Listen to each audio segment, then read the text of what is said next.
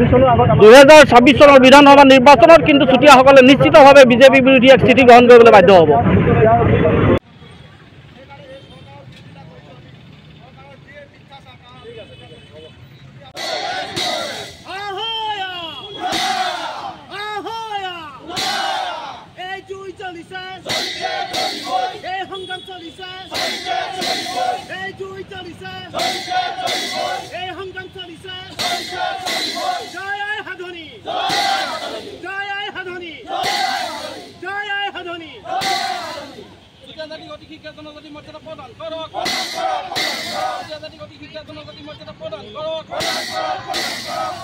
হয়, আমি সৰ্বপ্ৰথমে আপোনালোকৰ চেনেলৰ জৰিয়তে সমূহ অসমবাসী ৰাইজক ধন্যবাদ জনাইছোঁ। লগতে আমি যোৰহাটবাসী ৰাইজক ধন্যবাদ আৰু কৃতজ্ঞতা জনাইছোঁ। আজি আপোনালোক সকলোৱে জানে যে চুতীয়া জাতি অসমৰ অন্যতম প্ৰাচীন ভূমিপুত্ৰ এটা জাতি আৰু জনজাতিকৰণ আৰু স্বায়ত্তশাসন এই দুটা দাবীত আজি আমি বহু বছৰ ধৰি সংগ্ৰাম চলাই অহা হৈছে। কিন্তু অতি পৰিতাপৰ বিষয় যে শাসনৰ গাদীলৈ যি চৰকাৰে আহে সেই চৰকাৰে আমাক প্ৰতাৰণা কৰে। বিগত সময়ছোৱাত কংগ্ৰেছ চৰকাৰে আমাক যি ধৰণে জনজাতিকৰণৰ নামত আভুৱা ভাৰিলে, মিছা কথাৰে আমাক প্ৰতাৰণা কৰিলে, ঠিক একেধৰণেই আজি বিজেপি নেতৃত্বাধীন চৰকাৰখনে, অসম চৰকাৰ আৰু কেন্দ্ৰীয় চৰকাৰে আমাক জনজাতিকৰণৰ নামত প্ৰতাৰণা কৰিছে আৰু মিছা কথাৰে আভুৱা ভাৰিছে। গতিকে আমি আজি এই স্থলীৰ পৰাই অসম চৰকাৰ তথা কেন্দ্ৰীয় চৰকাৰক সকীয়াই দিছোঁ যে চুতীয়া জাতি আজি জাগিছে, চুতীয়া জাতি আজি সচেতন হৈছে, চুতীয়া জাতি আজি জাগ্ৰত হৈছে। গতিকে আমাক 2026 চনৰ বিধানসভা নিৰ্বাচনৰ আগত আমাৰ যিটো ন্যায্য দাবী জনজাতিকৰণৰ মৰ্যাদা প্ৰদান কৰক।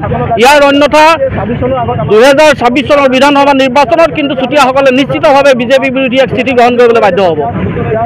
প্ৰথমে আপোনালোকৰ চেনেলৰ যোগেদি আমি সমূহ অসমবাসী ৰাইজক এটা কথা জ্ঞাপন কৰিব বিচাৰিছোঁ যে অসমবাসী ৰাইজে নহয়, অসম চৰকাৰকো আমি কথাখিনি আমি মুকলিভাৱে জনাব বিচাৰিছোঁ যে চুতীয়া জাতি জনগোষ্ঠীটো বৰ্তমান কেনেকৈ ধৰণে আমাৰ চৰকাৰে কি ব্যৱস্থা গ্ৰহণ কৰিছে আপোনালোকে সকলোৱে জলজট প্ৰত্যুত্তৰ দেখি আছে।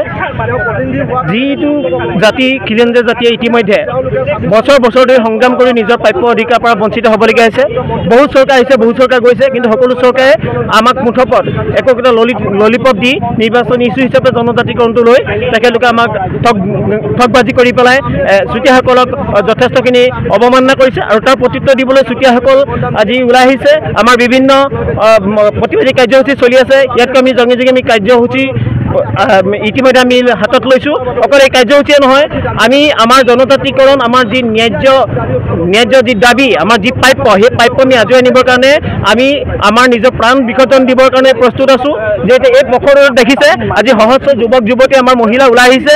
আমাক জনজাতিকৰণ আমাক লাগিবই, জনজাতিকৰণ আমাৰ জন্মগত স্বত্ব আৰু ইয়াৰ পৰা কোনো চৰকাৰ আমাক বঞ্চিত কৰিব নোৱাৰে।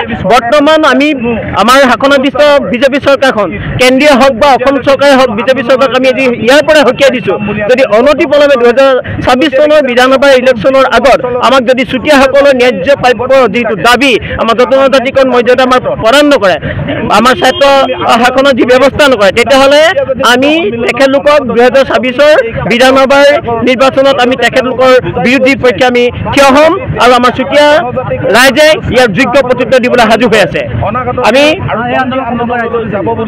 এই আমাৰ আন্দোলন আমাৰ ইতিমধ্যে বহুত হৈ আছে আৰু হৈ থাকিব আৰু আমি আমাৰ ন্যায্য দাবী, আমাৰ প্ৰাপ্য নোপোৱালৈকে আমি আন্দোলন আমি চলাই যাম।